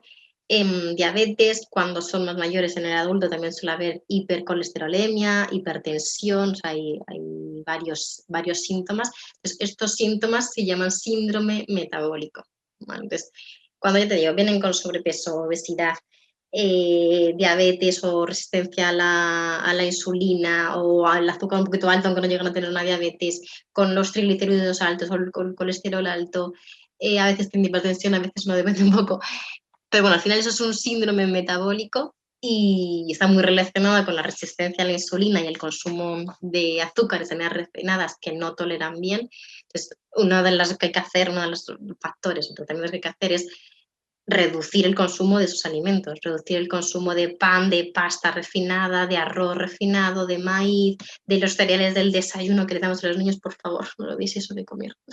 No le deis las típicas cajas de cereales de desayuno, por fin. Hay muchos tipos de cereales que se le pueden dar, se le puede hacer galletas, se le puede hacer bizcochos, se le puede hacer panes, hay muchas cosas que les podemos hacer, incluso comprar, pero no las típicas cajas, no quiero decir marcas, de cereales, de desayuno, de eso que te ponen rico en fibra, no tienen ni fibra ni nada, nada más que tienen azúcar y es horroroso, no les va a alimentar absolutamente nada, lo único que va a hacer encima es dar más hambre porque el consumo de azúcar activa la grelina, que es la hormona del hambre, cuanto más azúcar, más hambre van a tener. Digo que no les va a alimentar absolutamente nada, lo que va a hacer es inflamarles y desajustarle la microbiota. Entonces, si queréis darle cereales, le podéis comprar unos cereales, pero no las típicas cajas de cereales llenos de azúcar, que estarán muy buenos para ellos, pero es una bomba. Aparte de, ya les digo, que es que les va a producir una fatiga mental horrorosa para luego ir al colegio y comprarse algo. Las papillas para beber, las típicas papillas de, por lo mismo, de un montón de cereales con un montón de azúcar. Yo, por suerte, no le he dado nada de eso a la mía, porque es que me pongo a mirarlo y me pongo mala de lo que llevan. Fritos, cuidado con la patata, ¿vale? Que tiene mucho almidón, azúcar ya dicho, cuidado con los edulcorantes, los zumos, evitar los zumos, intentar darle la fruta entera y como mucho le podéis hacer un batido, pero con la fruta entera y no mezclar 40 frutas a la vez, con una fruta es suficiente. Pero cuidado con los zumos, o sea, los zumos tienes que intentar evitarlos, me da igual que sea de naranja que de lo que sea, los zumos tienes que intentar evitarlos y tienes que dar la fruta entera y lo que decía, cuidado con el exceso de fruta, ¿vale? Hace relativamente poco tuve una paciente que tenía unos gases horribles, tenía unos dolores de tripa y se encontraba horrible, mucho cansancio, mucho dolor de cabeza y la niña se tomaba 8 frutas al día. Claro, los padres encantados porque tomaba mucha fruta y yo dije, bueno, pues tenemos un problema. La fruta lleva muchísima azúcar. Entonces, vale que le des 2 piezas de fruta al día más las 2 raciones de verduras de comida, cena, sí, fenomenal, pero no 8 piezas de fruta, ¿vale? Es una barbaridad. Entonces, cuidado con los zumos, los batidos de un montón de fruta para que el niño tome fruta, que es que no le estamos dando ningún favor al niño, ¿vale? Entonces, cuidado con los azúcares. El tejido graso actúa como un sistema endocrino, entonces va a producir hormonas y va a producir sustancias inflamatorias, por tanto vamos a tener inflamación del resto de los órganos y tejidos del cuerpo, cuanta más producción de grasa tengamos, cuanto más generación de grasas tengamos, podemos tener un factor genético, pero vuelvo a decir, o sea, es que este comentario de que vienen los padres con sobrepeso, ¿no? Y es que es genético, sí. Hay un factor genético obvio, ¿vale? Que ese gen podemos hacer que no se exprese y que el niño, la niña coma en condiciones, también, ¿vale? Que haga ejercicio y que coma en condiciones no va a tener obesidad. La excusita de que es que yo tengo obesidad y la niña, hombre, si la niña come lo mismo que tú, si tú eres obeso o obesa, pues va a ir mal, ¿vale? La obesidad es una patología bastante grave, y bueno, o sea, que el tratamiento tiene que ser muy, muy, muy, muy integrativo, muy combinado. No tiene nada de risa, o sea, al final va a producir mucha afectación de todos los órganos y necesita mucha ayuda, mucha educación nutricional, mucha ayuda psicológica, mucha aceptación también y ya digo, hay que ir poco a poco, pero se va consiguiendo, ¿no? Lo que me refería es que no podemos decir que al final, como los padres son obesos, los niños tienen que ser obesos sí o sí. No. ¿Que hay un factor genético? Sí, que tenemos que evitar que ese gen se exprese y ayudar a los padres, los primeros, a que se alimenten ellos bien para que puedan dar ejemplo a los niños, porque es que si no, es que lo primero que hay que hacer es dar ejemplo a los niños. Lo que no se puede hacer es que los niños coman bien. Nunca se pone a un niño a dieta. No estoy hablando de poner a dieta a un niño, por eso no se hace. No se pone al niño a dieta. se le da de comer en condiciones, se hace una dieta equilibrada, pero no a dieta de restringir calorías o no, lo que tienes que intentar es que coma bien, ¿vale? Entonces, si los padres comen mal, pues no pretendamos también que los niños coman bien porque eso no es viable. Otro factor muy, muy importante es que cuando hay un desajuste de las bacterias intestinales se altera todo el metabolismo y esto lo veo constantemente todos los días en la consulta cuando venís con sobrepeso, sobre todo cuando la grasa está situada a nivel abdominal. Cuando la grasa está situada a nivel abdominal hay una inflamación del digestivo y hay un desajuste de la microbiota intestinal. Si no se ajusta, no se regula esa disbiosis del intestino, esa alteración de las bacterias, va a haber una alteración de ese metabolismo, va a ralentizarse ese metabolismo y entonces vamos a producir una acumulación de grasa. Entonces, para activar el metabolismo, lo primero que hay que hacer es tratar el intestino. Repito, sobre todo si la grasa está localizada a nivel abdominal, pero cuando hay un metabolismo lento, lo primerísimo que hay que hacer es tratar la microbiota intestinal, ¿vale? Porque va a afectar al metabolismo de todos los órganos. Y última patología que vamos a ver es el TDAH y el autismo, ¿vale? Igual, hay bastantes también estudios sobre esta patología. Quería hacer un poco hincapié en lo más principal. Suele haber una deficiencia creciente de omega 3. El omega 3 es muy, muy, muy vital para la transmisión nerviosa, para la correcta sinapsis, que es como se llama la transmisión entre las neuronas. Entonces, el consumo adecuado de omega 3 es muy importante para todo el mundo, para los niños que están en desarrollo más, pero si encima tenemos una patología del sistema neuronal más, me da igual que sea, es que cualquier patología, desde Alzheimer a Parkinson, a una esclerosis múltiple, a un autismo, un TDAH, me da lo mismo, tenemos que aumentar el consumo de omega 3 para que la conexión entre los axones y el de las neuronas, para que esa transmisión, esa sinapsis sea la correcta, ¿vale? Entonces, aumento de alimentos con omega 3, los frutitos secos, las semillas, las pipas, el aceite de lino, el aceite de nuez, el aceite de aguacate, el pescadito azul que os decía antes. Esto depende del niño, hay que adaptarlo a la edad, obviamente, ¿vale? Los niños muy pequeños no comen frutos secos, por eso lo he dicho. Y si no, en perlas. Em, También suelen tener intolerancia a muchos aditivos artificiales, a muchos colorantes y a los azúcares. Cuidado con el consumo de azúcares, sobre todo si son niños hiperactivos. ¿Vale? Regular sí o sí, sí o sí, sí o sí la disbiosis intestinal, ver si hay sobrecrecimiento o deficiencia de alguna bacteria, suplementarles con probióticos cuando se le haga el test y veamos la deficiencia de las bacterias que tiene, tratar ese intestino, esa permeabilidad del intestino, aparte de para que no estén entrando antígenos y se produzca un ataque del organismo. He dicho antes que el nervio vago recorre toda la mucosa intestinal, entonces es muy importante tratar el intestino para que no haya afectación de ese sistema nervioso. La afectación del sistema nervioso, la mayoría de las veces, empieza por una afectación del nervio vago que recorre el digestivo. Entonces, tratando esa mucosa digestiva podemos regular esa afectación del sistema nervioso. Y también se ha visto muchísimo la intolerancia del gluten, la intolerancia del trigo, pero bueno, en este caso es más la afectación del gluten al sistema nervioso, todas las patologías del sistema nervioso, pero estamos hablando ahora del autismo y del TDAH. En este caso, bueno, no, suelen ser las dos. Iba a decir más el autismo, pero suelen ser las dos. Cuidado, yo aquí les haría también una prueba de celiaquía o probaría a reducir un poquito el consumo de gluten para ver si mejoran los síntomas. Cuidado con el consumo de alimentos sin gluten. Volvemos a decir que los alimentos sin gluten no tienen que ser otra vez esa repostería, esas galletas, esos cereales que venden en los supermercados llenos de azúcares, de harinas refinadas de maíz, porque entonces casi mejor que se sigan tomando gluten. Entonces, no, quitamos el gluten, pero con alimentos correctos. Vale. ¿Qué es lo que tenemos que hacer? Dieta antiinflamatoria, voy a hacer un repaso porque ya lo he contado casi todo, pero para que quede bien claro.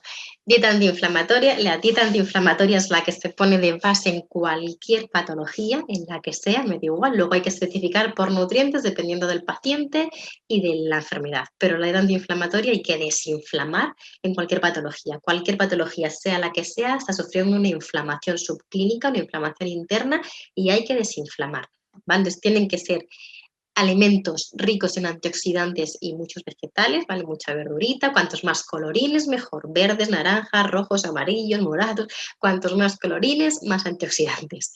Antioxidantes son antiinflamatorios y además regulan la función del sistema inmune. He dicho antes que tiene que haber un balance óptimo entre el omega 3, que tiene un poder antiinflamatorio, y el omega 6, que suele ser más proinflamatorio, ¿vale?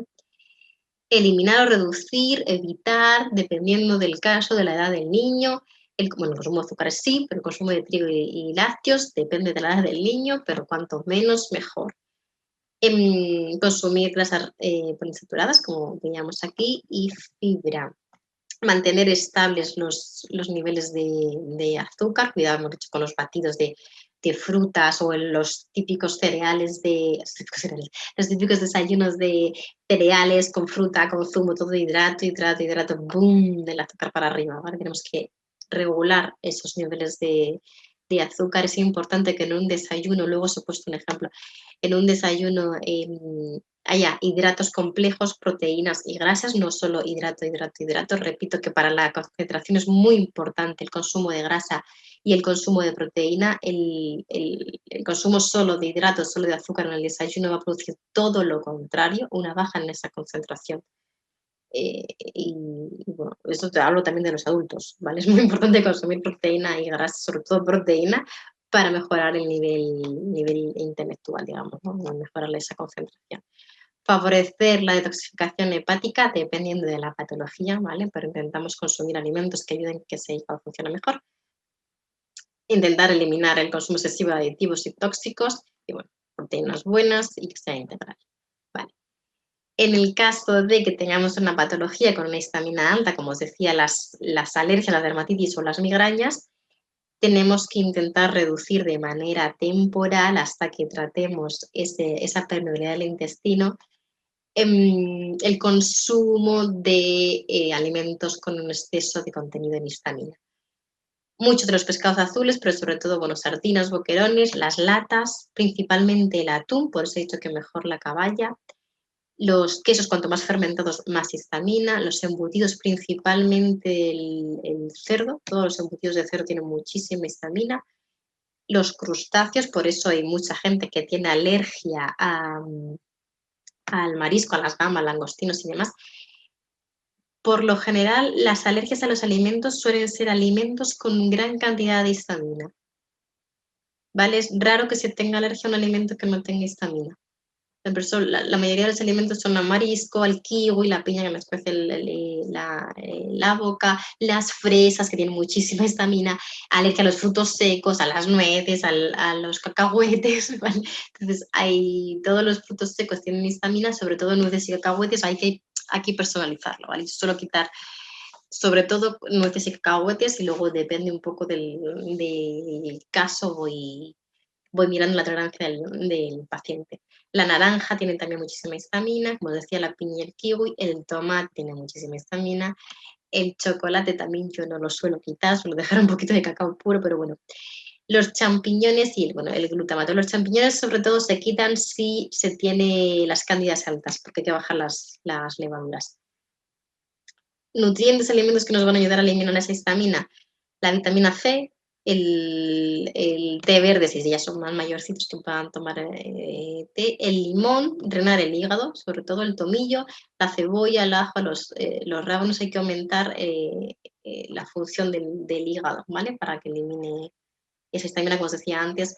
El brócoli, el repollo, las alcachofas, si le gustan, hay muchos alimentos que pueden ayudar a que el hígado funcione mejor.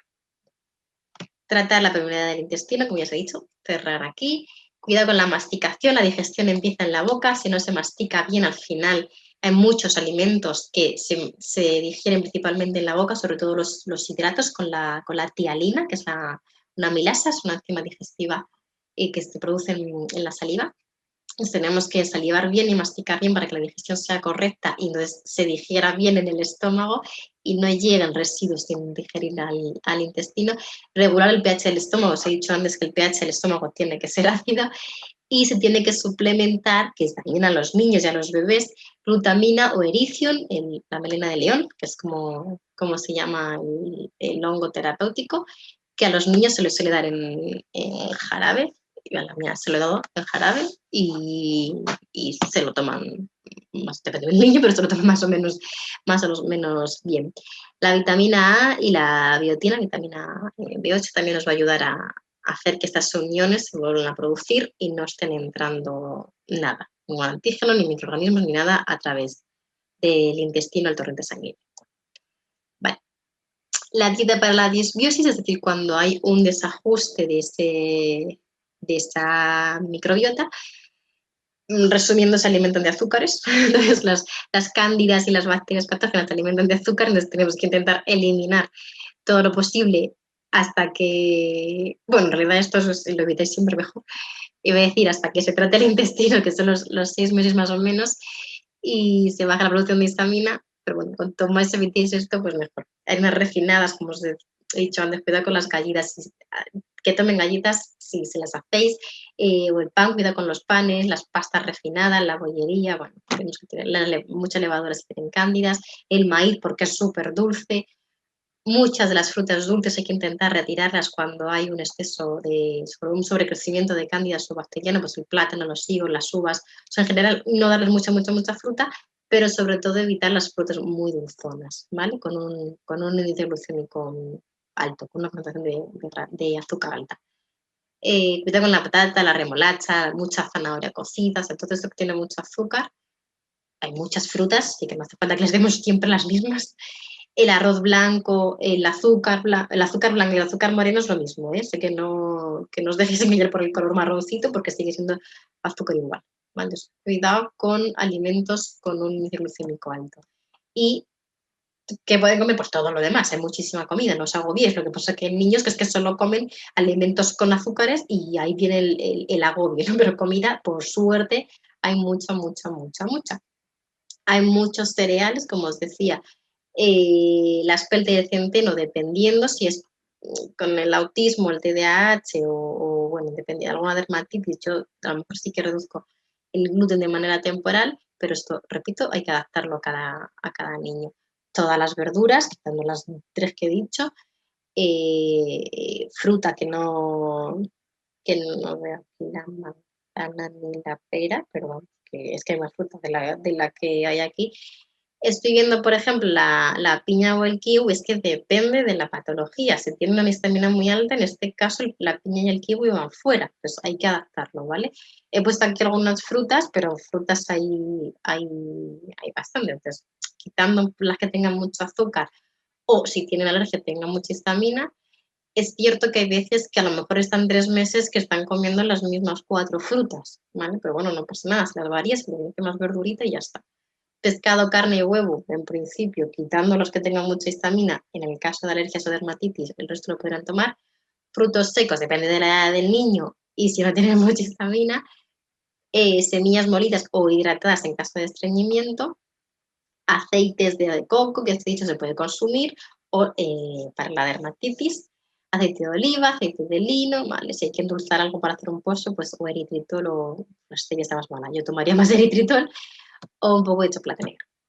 Si hay sobrecrecimiento de bacterias o de cándidas, hay que hacer la dieta de la disbiosis para dejar de darles de comer básicamente a las bacterias cándidas. Y sí que se puede tomar aceite de coco porque va a regular ese sobrecrecimiento y va a hacer que las bacterias buenas crezcan.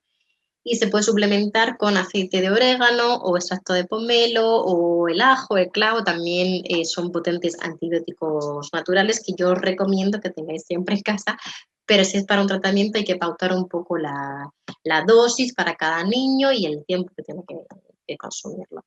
Y después de hacer todo eso, es decir, cuando estamos reparando ese intestino con el ericio, la glutamina, estamos dejando de alimentar ese sobrecrecimiento de bacterias o de cándidas con esos alimentos ricos en azúcares. Si en sobrecrecimiento le hemos dado el extracto de pomelo o de orégano, lo que sea, ¿vale? O sea, hemos regulado ya eso, ya después introducimos los fermentos. Lo que no puede ser es que cuando tengamos un sobrecrecimiento, desde primera instancia se introduzcan unos probióticos, a no ser que estén con mucha diarrea o que sean bebés, o si tienen muchos gases o mucha hinchazón de la tripa, no les metáis unos probióticos directamente. primero desinflamarle el intestino, desinflamarle el digestivo, bajarle el sobrecrecimiento y después les ponemos unos probióticos. Os lo digo porque pasa mucho, mucho, mucho, mucho que venís a la consulta tomando probióticos desde el primer momento y los gases os aumentan. Si yo tengo un sobrecrecimiento de bacterias y una mucosa inflamada y me meto más bacterias, por mucho que sean bacterias buenas, voy a tener más gases. Entonces es mejor desinflamar primero el intestino, regular el sistema inmune, reducir ese sobrecrecimiento de bacterias o de cándidas y luego ya meto los probióticos. Pero no desde el primer mes lo meto todo, porque se monta una fiesta en el intestino. ¿Vale? Fibra fermentativa para dar de comer a estas bacterias beneficiosas, semillas, las legumbres, frutos secos, manzana, avena, o sea, ya después se van introduciendo todos los alimentos, ¿vale? Repito que los alimentos sin histamina suelen ser 2 mesecillos o algo así, y los alimentos de la disbiosis, pues eso dura un poquito más. Pero bueno, que es temporal. Luego se va introduciendo un poquito a poco todo y se regulan las pautas para que nos vuelva a pasar lo mismo. El kéfir de agua o de oveja o de cabra y la kombucha también tienen fermentos naturales, el chucrut, que es la col fermentada, y también se tiene que modular el sistema inmune, como os decía, con los betaglucanos, que es sustancias que están en la micoterapia, en los hongos medicinales como el ericium, con vitamina D y con omega 3. He puesto aquí unos estudios sobre todo de lo que más hay es del Rhamnosus, del Lactobacillus rhamnosus, que es una cepa de bacterias con algunas de las patologías que hemos comentado, ¿no? Sobre todo con alergias, eczemas, todo lo del TH2 activo que os decía antes, es de la bacteria que más hay. Hay varios artículos y estudios con diferentes cepas, pero bueno, sobre todo los que más hay es de estas. Nutrientes específicos que tenemos que aumentar en todas las patologías de los niños, el zinc, el cobre, la vitamina D, que os he dicho que normalmente hay que suplementarla, y las grasas poliinsaturadas que os decía antes. ¿Vale?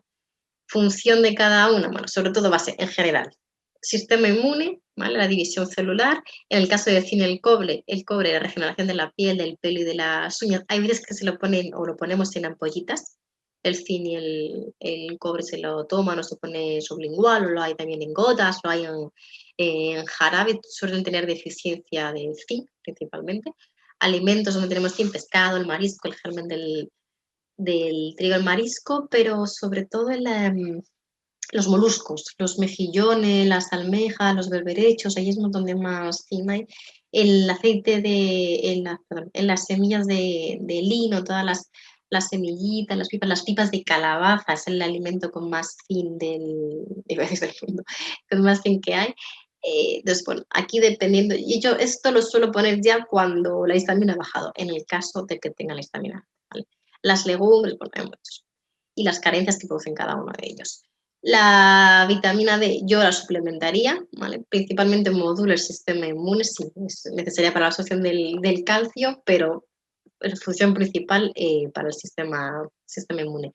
El aceite de hígado de bacalao tiene mucha vitamina D, el pescado graso, el pescado azul, como os decía, la mantequilla ecológica también es buena, la mantequilla ecológica o el ghee, que es la mantequilla clarificada que separa la parte grasa de la parte proteica, es buenísima porque no tiene caseínas. Entonces se la pueden dar a los niños y ya digo, es que les va a nutrir muchísimo. Y los ácidos grasos poliinsaturados, como os decía antes de los omegas, aparte de modular el sistema inmune, es muy antiinflamatorio y os decía antes que es muy, muy importante para la conexión entre las neuronas. ¿Vale? Aceite de lino, el aguacate, el pescado frito, aceite de nuez, los frutos secos, semillas, etc. He puesto un ejemplo de menú, es un ejemplo, mucha, mucha, mucha comida, vuelvo a repetir, es un ejemplo, hay que adaptarla a cada niño, a cada edad, a cada patología. Entonces, el arroz con mijo puede ser un ejemplo de desayuno bastante energético, sobre todo si luego van a hacer deporte. La quinoa con manzana, que bueno, pues aquí en una foto está buenísima, si no la habéis probado, a mí hasta me encanta de merienda o de desayuno, quinoa con manzana y canela, y además es muy fácil de hacer. El pan casero, yo le hago panecitos a la bebé. Ahora, no, si tienen las cantidades altas, no le pongáis levaduras, ¿vale? Podéis hacerlas sin levaduras, la podéis hacer con psyllium para que crezca. hacer un pan es lo más sencillo del mundo, si es que no lleva nada. Al final el pan lleva agua, la harina que la podéis, pues depende de lo que queráis, podéis poner desde trigo sarraceno hasta harina de espelta integral, hasta harina de centeno integral, o sea, hay muchos tipos de harinas. Intentar que sean integrales, eso sí. El agua, un poquito de sal y si queréis la levadura o si no el psyllium. Lo mezclas, lo pones en un molde de estos rectangulares y al horno, es que no tiene más. Y si no, en panecitos chiquititos que yo a ella se lo hago en la sartén. ¿Vale? Pero vamos. Y ya ese pan lo podéis poner con lo que queráis, en realidad hay muchas cosas. Podéis poner la mantequilla que os he dicho o el ghee, la manteca de almendras o de cualquier fruto seco menos de aguacate, menos de cacahuete, el tahín, que es la pasta del sésamo, lo puedes acompañar de algo de proteína, de huevo, de jamón, de pavo, depende un poco de lo que le guste, de lo que le guste al niño. Media mañana y merienda, pues algo de fruta, que también le podemos poner la fruta aquí, ¿vale? Yogur de coco si le gusta, o yogur de oveja, o el kéfir que hemos dicho antes de oveja, pudín de chía, que también le suele gustar, las galletas que le puedes hacer de avena y zanahoria, que no se tarda nada en hacer eso, bizcocho con harina de almendras o con cualquiera de las harinas que he dicho antes, si quieres jamón o pavo con el panecito, o sea, es que en realidad hay bastantes opciones. Las comidas y las cenas es un poco lo más fácil. Tienen que llevar algo de cereal, pues arroz o quinoa, o si es pasta, pues hay pasta de legumbres, pasta de lentejas, pasta de garbanzos, pasta de trigo sarraceno, mientras que evitemos el trigo, es suficiente. Verdura, la que queráis, he puesto ahí alguna de las verduras, la verdura que queráis, acordaos que cuantos más colorines, más nutrientes, y algo de proteína, pues es legumbre, pues pescado, pues huevo, pues carne, lo que toque siempre.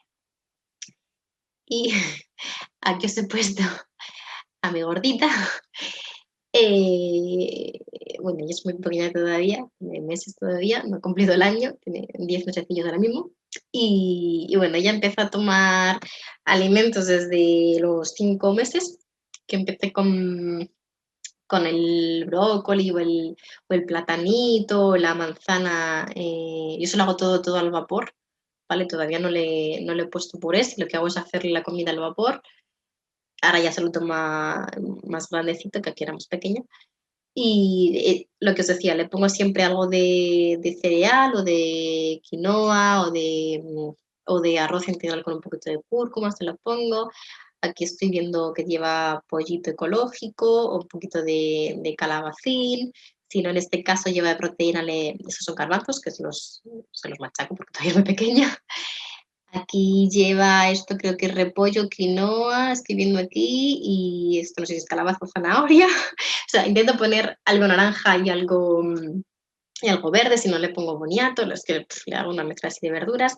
Aquí tiene el brócoli, que le encantan comérselos, ayer se come los árboles así, le encanta comerse los arbolitos. Y esto es zanahoria, el arroz, el pollo y el calabacín, aquí tiene aguacate, o sea, al final es una mezcla y cuanto más pequeños empecéis a hacerle esto, mejor, ¿vale? No se ahogan, no les pasa absolutamente nada y tienen que aprender desde muy pequeñitos a comer así. Estas son las galletas que os decía de avena y zanahoria, que de verdad que no se tarda nada en hacerse. Yo meto los copos de avena en la trituradora y la zanahoria y luego con una cuchara hago unos bolas así y al horno, 15 minutos, fin. O sea, no tienen nada y les encanta. Y si no, lo que os decía, le hago panecitos, ahí ya los tomo de harina de centeno integral o harina de espelta integral con, con agua, antes ya está, y ahora a veces le pongo un poquito de sal o no, según me dé. Lo que pasa es que luego se lo pongo con fruta o se lo unto con aguacate, bueno, o sea, no se lo doy así tal cual, se lo unto con alguna de las opciones que os he dicho antes. Vale, ya todavía es muy pequeño y no está tomando ni jamón, ni pavo, ni huevo todavía. Entonces, por eso digo, pero opciones hay muchas, muchas, muchas. Y os decía, podemos conseguir mucha mejoría, mucha, mucha mejoría de verdad, cambiándoles la alimentación y tratándoles intestinos, y que os animo que al menos probéis. Sé que cuando los niños ya son mayores los cambios es mucho más difícil que cuando empezamos desde chiquitines, pero al menos tenemos que intentarlo porque de verdad, los cambios en los niños son muy rápidos, mucho más rápidos que en los adultos, y su sistema inmune reacciona mucho mejor y de verdad que os animo a que al menos lo probéis. Y nada, esto es todo. Espero que os haya gustado o al menos ayudado a entender un poquito cómo funciona el organismo de los peques. Y bueno, que yo una vez más encantada y con este tema más y nos vemos pronto. Un saludo.